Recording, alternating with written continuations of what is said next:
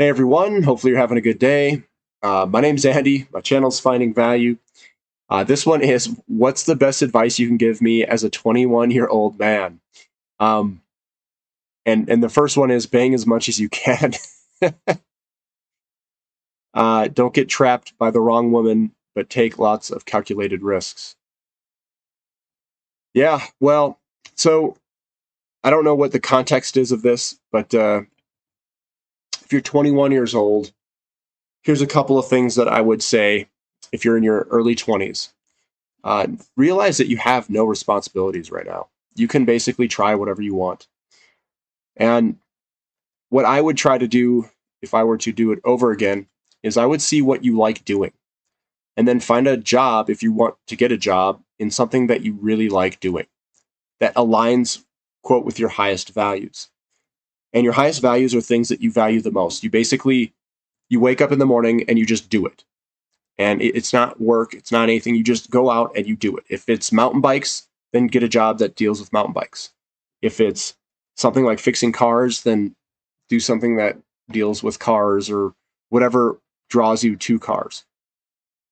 Do something that you really like doing, that where it makes a job not feel like a job. That would be an amazing thing if you can find that alignment.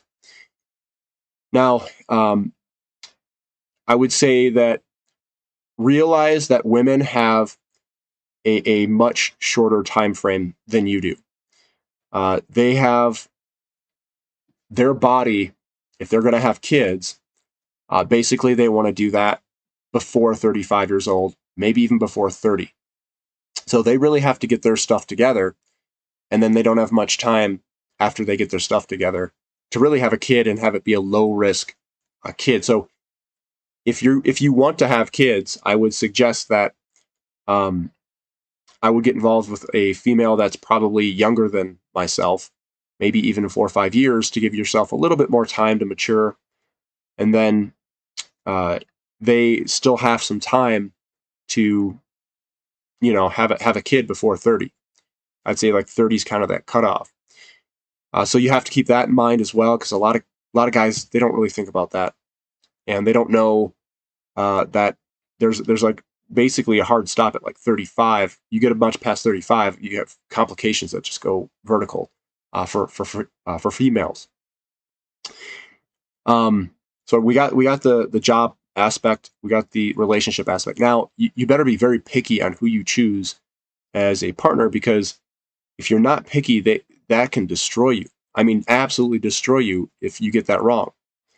If you get involved with somebody who's not, they don't have their stuff together, they could be stealing from you. They can be doing drugs nonstop, which will just drain your money. There's a lot of things that can go wrong in a relationship. It could lead to jail. It could lead to all sorts of things, because if you get involved with somebody who's not a good person, who will literally like be physically abusive, they could be mentally messed up. They could have all sorts of problems, and that's a huge risk for a guy, or for anybody for that part, guy or girl. Um, Try to find someone who's got their head screwed on straight. They come from a good solid family, both parents, all that stuff. Check off those, not just the boxes, but make sure like they're mentally strong. Because if they're not, things can go wrong pretty quickly, and it's a huge risk for somebody to take on if you get married or something, and they end up being like really crazy. I've seen a lot of people with problems because they get involved with the wrong people, and they pay for it. That's definitely sure. Some go to jail. I mean, it's not a it can be much worse than what you think. Now, if you're looking at it from an investment standpoint, uh, do whatever you can do that's within your control. Do those things first. Whatever you have the highest amount of control over. Going back to school, or going to school that will progress your life in the direction that you want to go in, that aligns with your highest values, is probably the direction I would go. And if it needs education, then I would probably spend money on that, because it is an investment in yourself that will probably pay out larger returns than somewhere else. I also think that buying a house as young as you can, having your buddies live with you and then paying it off, having your buddies pay your mortgage off, that's a pretty good bet too, as long as you have friends that are responsible. That'll build equity for you. I think we are in a housing boom. I think we have very low interest rates, so I think that's a good combination. You can lock in, get a good rate, and then pay it off with all your buddies paying for it. So I think that's a good situation. It gets you started. And if you don't have any friends to do that, then you're going to have to do something a little bit different. Let me see what else. Know that in your early 20s you have no responsibilities and you have got like a bunch of energy. Your energy is basically peaking in your early to mid 20s, so you can be on the go.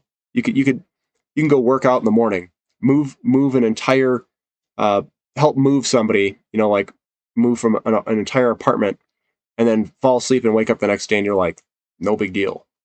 When you get older, it takes a lot longer to recover from huge, physical exertions.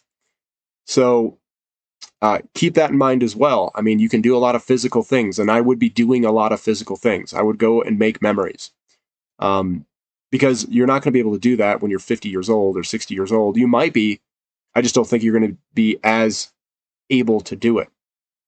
So I would also do some fun stuff physically, whatever you like doing, and make those memories.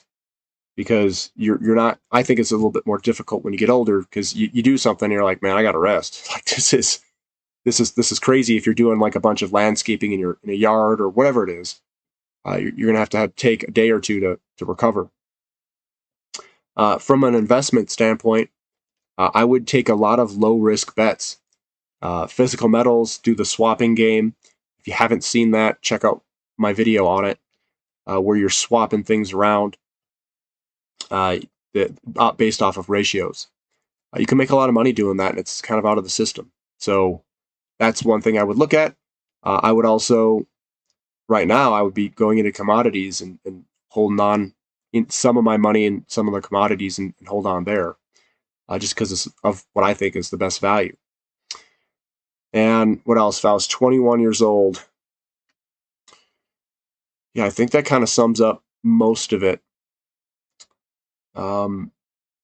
Yeah, I think that's it.